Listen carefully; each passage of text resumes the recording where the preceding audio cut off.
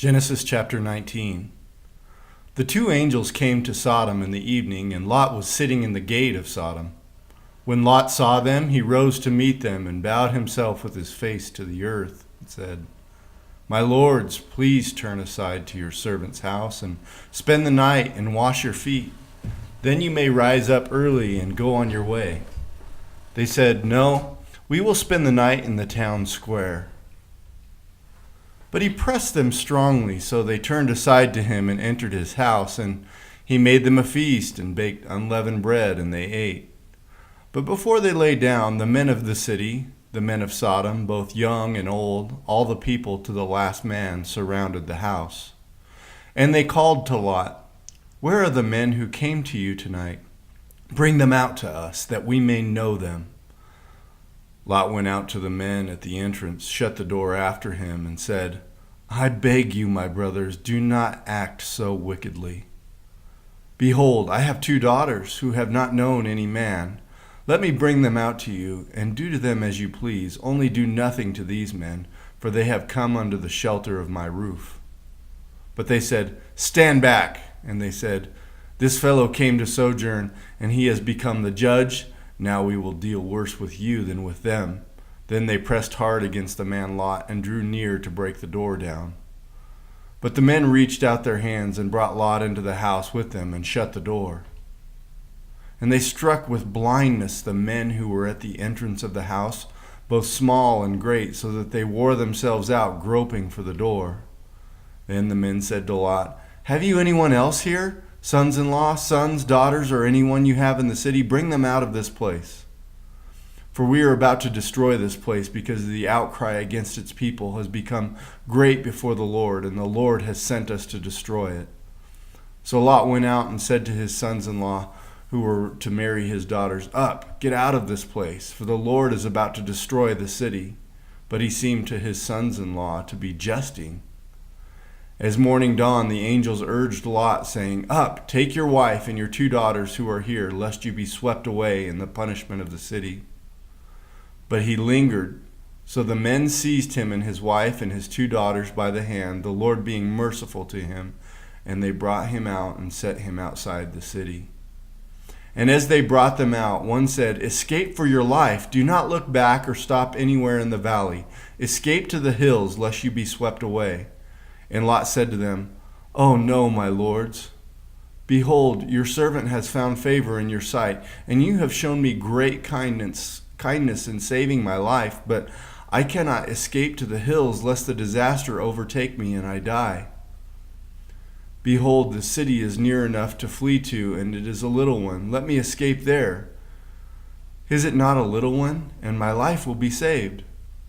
He said to him, "Behold, I grant you this favor also, that I will not overthrow the city of which you have spoken. Escape there quickly, for I can do nothing till you arrive there." Therefore the name of the city was called Zoar. The sun had risen on the earth when Lot came to Zoar. Then the Lord rained on Sodom and Gomorrah sulfur and fire from the Lord of heaven. And he overthrew those cities and all the valley and all the inhabitants of the cities and what grew on the ground. But Lot's wife behind him looked back, and she became a pillar of salt. And Abraham went early in the morning to the place where he had stood before the Lord.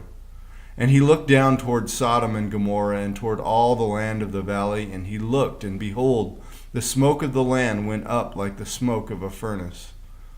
So it was that when God destroyed the cities of the valley, God remembered Abraham and sent Lot out of the midst of the overthrow, when he overthrew the cities in which Lot had lived.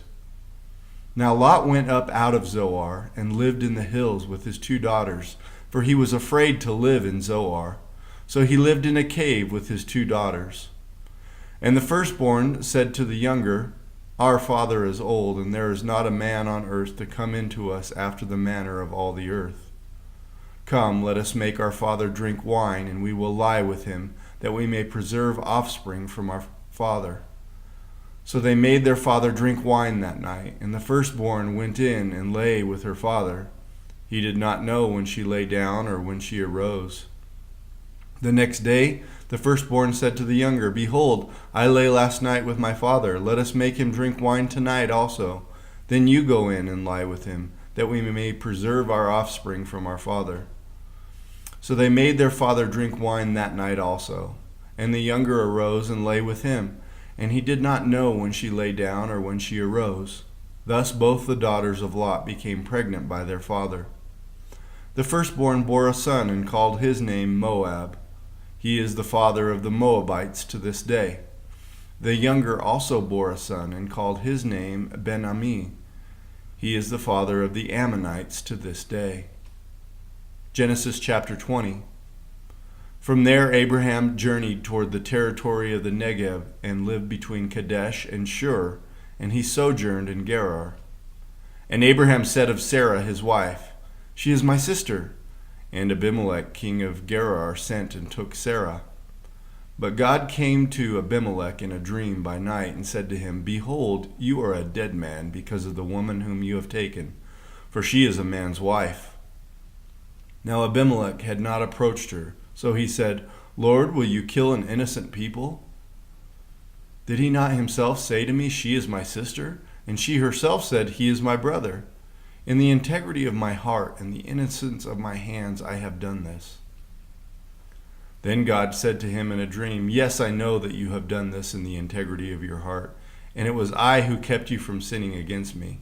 Therefore I did not let you touch her. Now then, return the man's wife, for he is a prophet, so that he will pray for you, and you shall live. But if you do not return her, know that you shall surely die, you and all who are yours. So Abimelech rose early in the morning and called all his servants and told them all these things, and the men were very much afraid.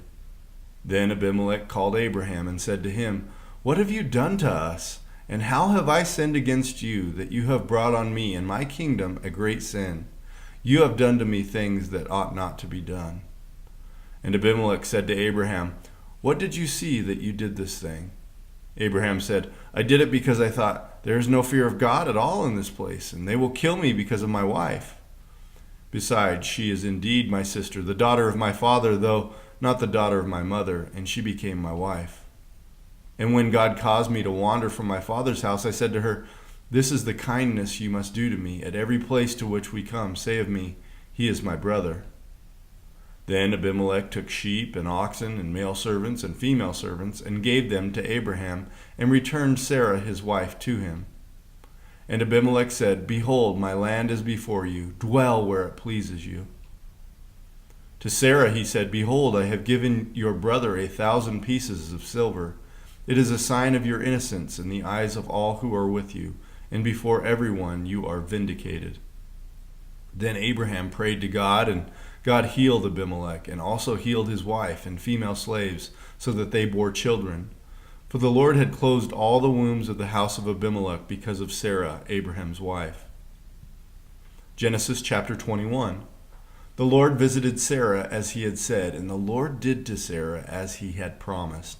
And Sarah conceived and bore Abraham a son in his old age at the time of which God had spoken to him. Abraham called the name of his son who was born to him, whom Sarah bore him, Isaac. And Abraham circumcised his son Isaac when he was 8 days old, as God had commanded him. Abraham was 100 years old when his son Isaac was born to him, and Sarah said, God has made laughter for me. Everyone who hears will laugh over me. And she said, Who would have said to Abraham that Sarah would nurse children? Yet I have borne him a son in his old age. And the child grew and was weaned, and Abraham made a great feast on the day that Isaac was weaned. But Sarah saw the son of Hagar the Egyptian, whom she had borne to Abraham, laughing. So she said to Abraham, Cast out this slave woman with her son, for the son of this slave woman shall not be heir with my son Isaac. And the thing was very displeasing to Abraham on account of his son. But God said to Abraham, Be not displeased because of the boy and because of your slave woman. Whatever Sarah says to you, do as she tells you, for through Isaac shall your offspring be named. And I will make a nation of the son of the slave woman also, because he is your offspring. So Abraham rose early in the morning and took bread and a skin of water and gave it to Hagar, putting it on her shoulder, along with the child, and sent her away. And she departed and wandered in the wilderness of Beersheba. When the water in the skin was gone, she put the child under one of the bushes. Then she went and sat down opposite him a good way off, about the distance of a bowshot, and she said, "Let me not look on the death of the child." And as she sat opposite him, she lifted up her voice and wept. And God heard the voice of the boy, and the angel of God called to Hagar from heaven and said to her, "What troubles you, Hagar? Fear not, for God has heard the voice of the boy where he is. Up, lift up the boy, and hold him fast with your hand, for I will make him into a great nation." Then God opened her eyes, and she saw a well of water, and she went and filled the skin with water and gave the boy a drink. And God was with the boy, and he grew up. He lived in the wilderness and became an expert with the bow. He lived in the wilderness of Paran, and his mother took a wife for him from the land of Egypt. At that time Abimelech and Phicol, the commander of his army, said to Abraham, "God is with you in all that you do. Now therefore swear to me here by God that you will not deal falsely with me, or with my descendants, or with my posterity, but as I have dealt kindly with you, so you will deal with me and with the land where you have sojourned." And Abraham said, "I will swear." When Abraham reproved Abimelech about a well of water that Abimelech's servants had seized, Abimelech said, "I did not know who has done this thing. You did not tell me, and I have not heard of it till this day." So Abraham took the sheep and oxen and gave them to Abimelech, and the two men made a covenant. Abraham set 7 ewe lambs of the flock apart. And Abimelech said to Abraham, "What is the meaning of these 7 ewe lambs that you have set apart?" He said, "These 7 ewe lambs you will take from my hand, that this may be a witness for me that I dug this well." Therefore that place was called Beersheba, because there both of them swore an oath. So they made a covenant at Beersheba. Then Abimelech and Phicol, the commander of his army, rose up and returned to the land of the Philistines. Abraham planted a tamarisk tree in Beersheba and called there on the name of the Lord, the everlasting God. And Abraham sojourned many days in the land of the Philistines.